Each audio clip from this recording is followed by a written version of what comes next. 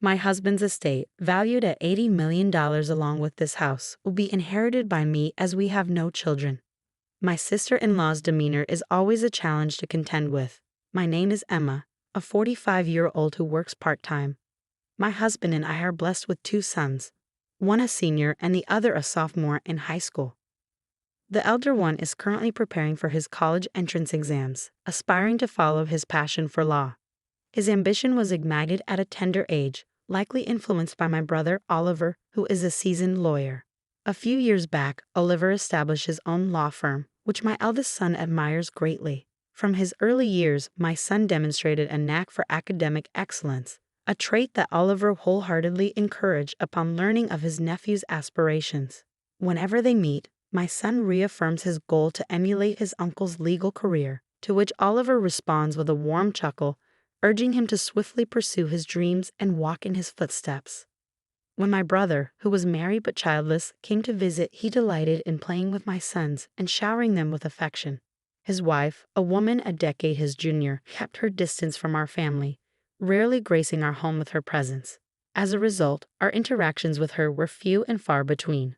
My brother and I endured the loss of our parents at a young age, leading him to step into a parental role when I was on the brink of marriage. Soon after my wedding, he followed suit and tied the knot himself. My husband and I felt reassured when we learned of my brother's intention to marry a younger woman. However, upon meeting his fiancée, I was taken aback by her perpetually sullen demeanor. We had anticipated joyous exchanges, considering she was about to marry into our family, yet her expression remained persistently glum as she regarded us. In the presence of my brother and his fiancée, I offered a superficial compliment, saying, "You two make a great pair." Yet my true sentiments emerged only in the quiet moments at home with my husband. I couldn't shake off the curiosity about why she seemed so discontented. As their marriage was sealed, my husband echoed my concerns, remarking with a hint of worry, "She didn't seem particularly joyful as a bride. It's a bit concerning, isn't it?"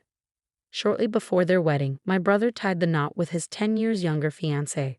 To celebrate my husband, our children, and I paid them a visit at their newly acquired house.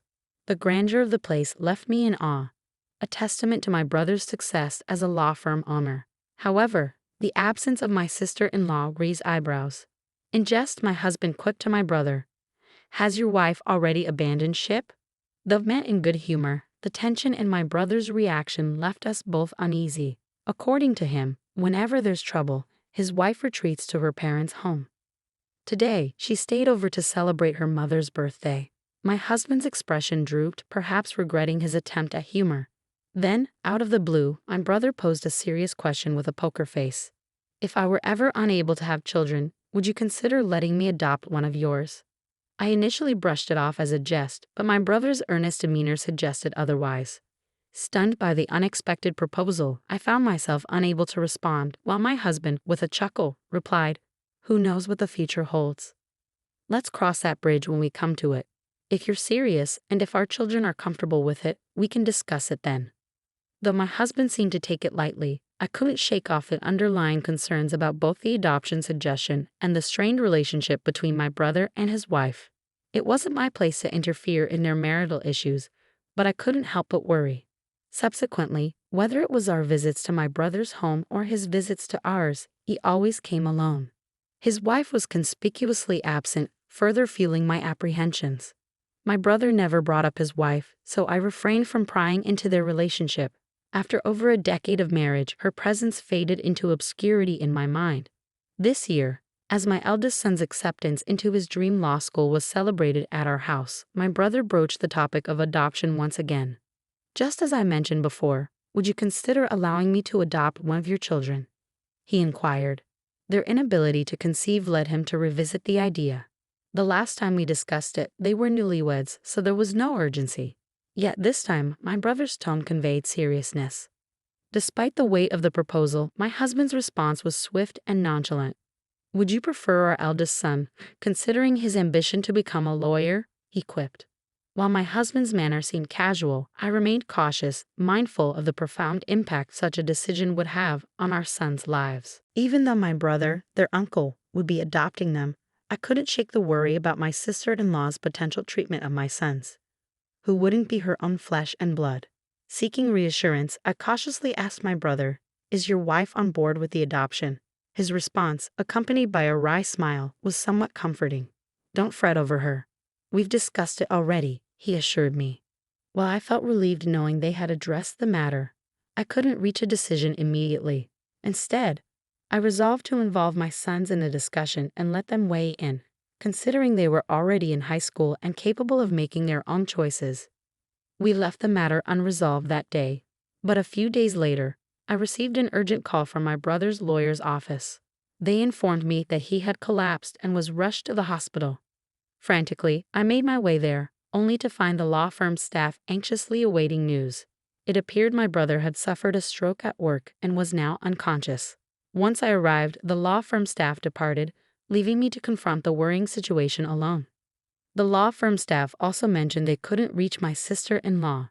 I tried calling the landline, but received no answer, and I didn't have her cell phone number. Eventually, my husband and younger son arrived, but still there was no luck reaching her. It was my younger son who stumbled upon a smartphone amidst my brother's belongings.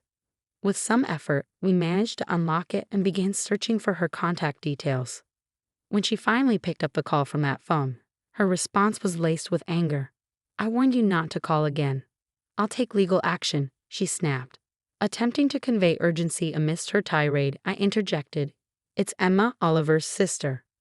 My brother has collapsed and is in the hospital." Her tone softened upon realizing it was me on the line. "Oh, I'm terribly sorry. I mistook you for Oliver. You said he collapsed?" she inquired.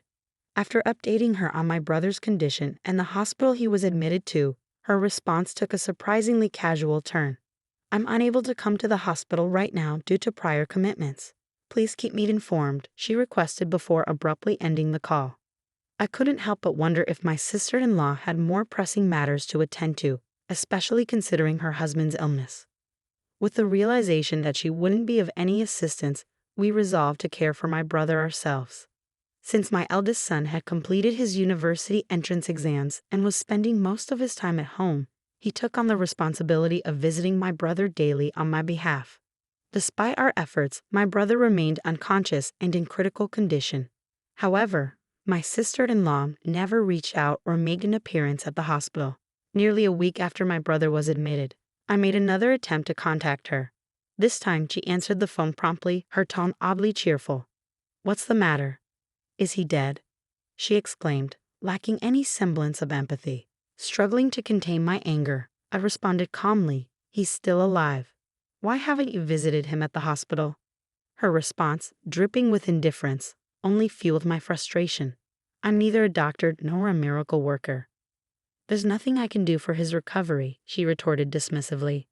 Her callous demeanor pushed me over the edge and I hung up the phone, unable to suppress my growing rage. Suspicions began to brew within me regarding my brother's motives for wanting to adopt one of my sons. It dawned on me that perhaps he had resigned himself to the idea of not having children with his wife, indicating possible discord in their marriage. Curiosity led me to inquire about how they met after their marriage was finalized, to which my brother revealed they had been introduced through a marriage counseling agency. The revelation stirred a mix of emotions within me, especially the notion that my sister-in-law may have married my brother solely for the security of his profession as a lawyer and the promise of a comfortable life. This thought fueled my indignation further, but when I confided in my husband, his response cut deeper. If Oliver were to pass away in his current state, his wife would inherit the entire estate given their lack of children, he remarked callously. As my brother joined us to celebrate my eldest son's recent achievements and broach the topic of adoption, I couldn't shake the suspicion that perhaps his interest stemmed from considerations of inheritance rather than genuine familial intentions. I wish I could have reached a decision then and there, but the situation left me feeling powerless.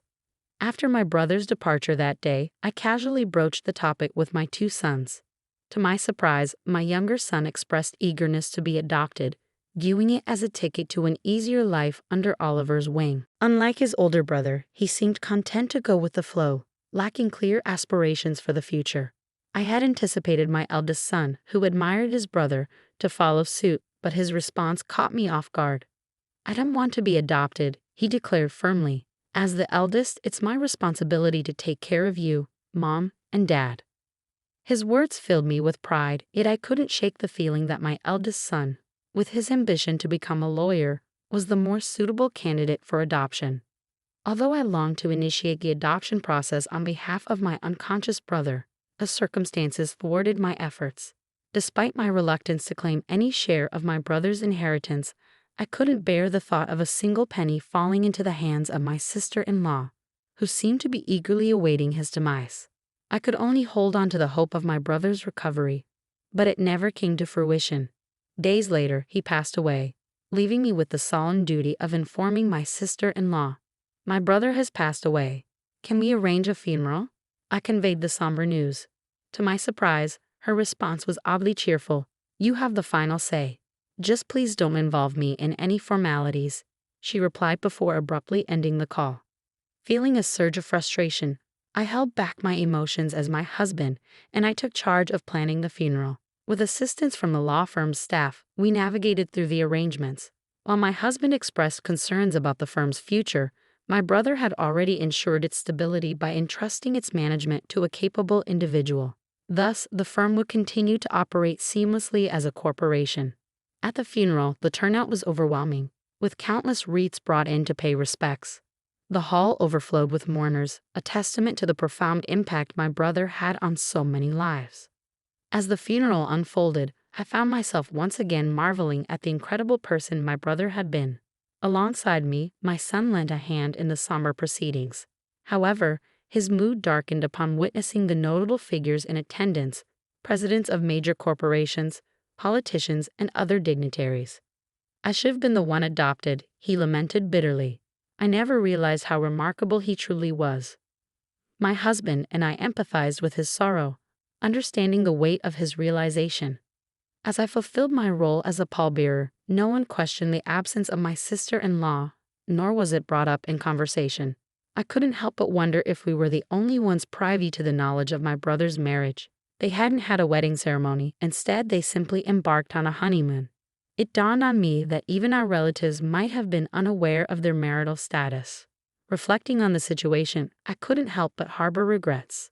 If only they hadn't married, there wouldn't be a need for a wife who failed to show up at her husband's funeral.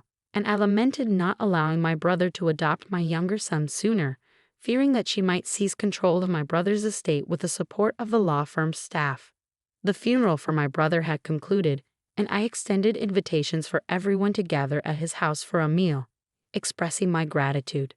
Thanks to all of you, my brother will be able to rest in peace, I said, my voice laden with sorrow. As we mourned together, my sister-in-law made a sudden appearance, clad in a flashy pink coat, as if timed to coincide with the conclusion of the funeral. Addressing her with a mix of surprise and suspicion, I asked, "Why have you chosen this moment to come?" With a wide grin on her face, she spoke loudly for all to hear. As my husband's wife, I inherit his estate, valued at $80 million, along with this house. With no children in the picture, everything belongs to me. Her triumphant declaration prompted laughter from my brother's colleagues, leaving us puzzled by their reaction. My sister-in-law shot them a glare and scolded. "What's so funny? How rude." Her smirk quickly faded when one of the lawyers interjected, "We're aware that you're officially divorced." The revelation hit me like a thunderbolt. "You were divorced?" I exclaimed incredulously upon hearing the news the day before my brother's collapse. Glancing at my sister-in-law's visage, I saw a chilling expression etched across her features as she locked eyes with the individuals who had unveiled the truth. As she gritted her teeth, another lawyer interjected, "I've also heard that you were ordered to pay alimony due to the affair that led to the divorce. It's unavoidable." Furious, my sister-in-law directed her glare at the lawyer who spoke, snapping, "I'm not obligated to pay alimony anymore. There's no one left to pay." Her words dripped with disdain, but she was swiftly rebutted by the legal expert. "The right to alimony also transfers upon inheritance, so you'll still owe it to Emma, the sole inheritor." It dawned on me for the first time that I was the sole inheritor of my brother's estate. With their divorce finalized and our parents no longer alive, I was left as the last remaining family member. She seemed to grasp the reality of the situation, her expression morphing into one of horror as she locked eyes with me, prompting me to instinctively step back. Yet her demeanor remained defiant as she resumed her tirade. Don't I deserve half of the estate now that the divorce is settled? A lawyer, looking dismayed, interjected, didn't Oliver provide you with funds upon the finalization of the divorce? I have the receipt certificate. Another lawyer chimed in. He also acquired a house prior to the marriage, so it isn't subject to property division. I found a sense of satisfaction in witnessing her being lectured by the lawyers. Despite her protestations, she appeared to recall something and chuckled lightly as she continued. There's still the life insurance. I should be the beneficiary. Her resilience impressed me, navigating through a hostile environment where everyone seemed to be against her. Then, with a smirk, she added, I changed the beneficiary of Oliver's life insurance to myself. However, the lawyer promptly refuted her claim regarding the life insurance, stating, Oliver was a resolute individual, so it's likely he made the change upon finalizing the divorce. As I sifted through my brother's belongings, I stumbled upon the life insurance policy, but my sister-in-law caught sight of it. Swiftly, she snatched the document from my grasp, her impatience evident as she scrutinized the beneficiary. However, her demeanor shifted to one of disappointment as she handed the certificate back to me, her shoulders slumping in defeat. It was then that I noticed the beneficiary was me. Realizing her efforts were futile, my sister-in-law blurted out her true sentiments without filter. I married a lawyer because I thought he was wealthy. But all I got was a pittance, and now I have to pay alimony. It's a colossal mistake. In response, the lawyer's expression hardened as he retorted. Oliver expressed similar sentiments. He regretted seeking the counsel of a marriage counselor, lamenting the monumental mistake he had made. Although my brother never confided such sentiments to me, his honesty was well known among his colleagues and subordinates. Faced with undeniable facts, my sister-in-law turned on her heel and departed from my brother's house. As time passed, she found herself obligated to pay alimony in installments, despite lacking stable employment. Desperate to fulfill her financial obligations, she hastily sought out employment opportunities. However, her lack of commitment led to a string of short-lived jobs. In a desperate attempt to secure quick wealth, she returned to the marriage counseling agency and set her sights on a wealthy individual. Deceiving him with promises of financial gain through marriage, she exploited his trust and attempted to swindle him. Yet, her scheme unraveled swiftly when the man saw through her deceit and reported her to the authorities. Subsequently, she was arrested for marriage fraud, facing the consequences of her actions. According to a lawyer from my brother's law firm who disclosed the truth, no alimony was ever paid to me. When I consulted the lawyer regarding the situation, I was informed of the recent developments. It was in May when the lawyer relayed the news that my sister-in-law had been apprehended. With her arrest, the likelihood of receiving alimony payments seemed slim in the foreseeable future. However, alimony wasn't my foremost concern. What I truly desired was to witness her facing the consequences of her actions and enduring a fate befitting her deeds. I firmly believe my brother would concur, which is why I wish for thorough police investigation into her other transgressions. I hope she's charged as a felon and brought to justice in court. Meanwhile, my family relocated to a house left behind by my brother, unexpectedly inheriting his property. My husband and sons were overjoyed at the prospect of moving into a spacious house, a stark contrast to our previous cramped apartment. Amidst the excitement, my eldest son, fueled by newfound determination, immersed himself in his law studies. Observing the interactions between his brother's colleagues and subordinates, he felt a strong yearning to pursue a career in law. Though never formally adopted by my brother, I hold on to the hope that he will carry forth my brother's legacy and excel as a lawyer, just as he aspired to be. However, my younger son harbored a sense of disappointment upon learning that I had inherited my brother's entire estate. I wish I had been adopted by uncle so I could have inherited everything, he confessed candidly. Despite his words carrying a hint of jest, his smile betrayed a hint of genuine longing.